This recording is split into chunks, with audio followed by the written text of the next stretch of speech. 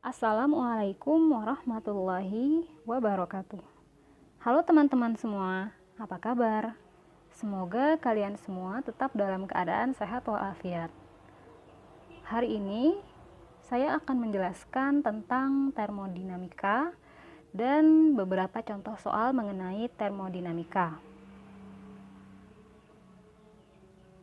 Jadi sebelumnya, apa itu termodinamika? Termodinamika adalah ilmu pengetahuan yang mempelajari tentang perubahan energi dari satu bentuk energi panas ke bentuk lainnya. Jadi, di dalam sistem termodinamika terjadi perpindahan massa zat dan perpindahan energi dalam bentuk panas, baik dari dalam sistem ke lingkungan atau dari lingkungan ke sistem. Salah satu contoh kasus dari termodinamika yang pasti sudah kalian ketahui adalah perubahan fase air murni. Jadi, kita semua sudah tahu bahwa terdapat beberapa jenis perubahan fase air murni, yakni meleleh, menguap, mengembun, dan menyublim. Apa itu meleleh? Meleleh adalah perubahan fase padat menjadi fase cair. Apa itu menguap? Menguap adalah perubahan fase air dari fase cairan menjadi fase gas. Mengembun adalah perubahan fase uap menjadi fase cair. Lalu menyublim adalah perubahan fase air murni dalam bentuk padat yang langsung menjadi fase gas. Setiap perubahan fase selalu melibatkan perubahan energi untuk menurunkan atau menaikkan suhu. Karena itulah, proses perubahan fase air murni ini termasuk salah satu contoh termodinamika. Dalam proses pengolahan pangan, air adalah bahan yang sangat penting. Selain memang terkandung di dalam suatu bahan pangan, air juga berperan sebagai media pemanas. Bagaimana caranya? Air masuk ke dalam boiler. Jadi, boiler adalah alat untuk memanaskan air sehingga air berubah menjadi fase uap.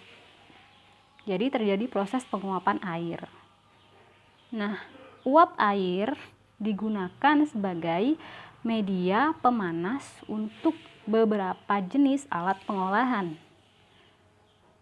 Mengetahui seberapa besar energi yang dibutuhkan air untuk berubah menjadi uap air, atau untuk mengetahui seberapa besar perubahan energi dari uap air menjadi air, maka disusunlah tabel tekanan uap air. Nah, tabel tekanan uap air ini disusun dengan tujuan tadi untuk memudahkan kita mengetahui seberapa besar energi atau perubahan energi yang dikandung air pada fase cair, pada fase uap, atau pada fase transisi. Fase transisi ini adalah fase berupa campuran air dan uap. Tabel tekanan uap air jenuh atau saturated steam table terdiri atas dua jenis tabel.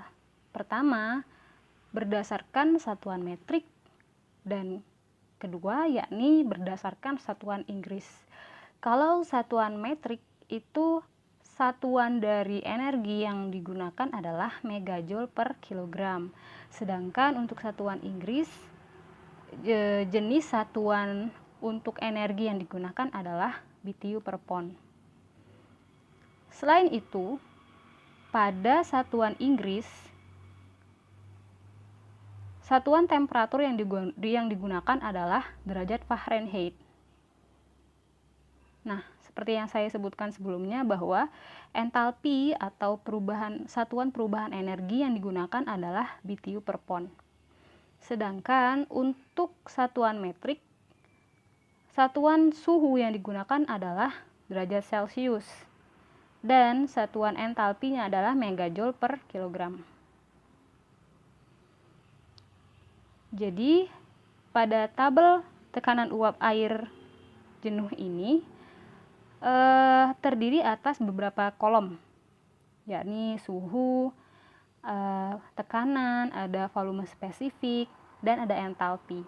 Namun khusus untuk materi yang akan saya ceritakan kali ini, kita akan memfokuskan hanya pada kolom suhu dan kolom entalpi, khususnya pada kolom saturated liquid, evaporator, dan saturated vapor. Nah, ini sama seperti tabel sebelumnya, tapi ini untuk satuan metrik ya. Kalau satuan Inggris tadi kan BTU per pound ya. Kalau satuan metrik pakainya megajoule per kilogram. Sama untuk tabel tekanan uap air jenuh satuan metrik itu kita juga fokuskan hanya pada kolom suhu dan entalpinya saja. Dan kedua jenis tabel tersebut bisa kalian download atau unduh di Google dengan keyword tabel tekanan uap air jenuh untuk satuan metrik atau satuan Inggris. Dan kalau misalnya kalian ingin yang bahasa Inggrisnya, bisa masukkan keywordnya saturated steam table. Itu bisa langsung keluar dua jenis tabel tersebut.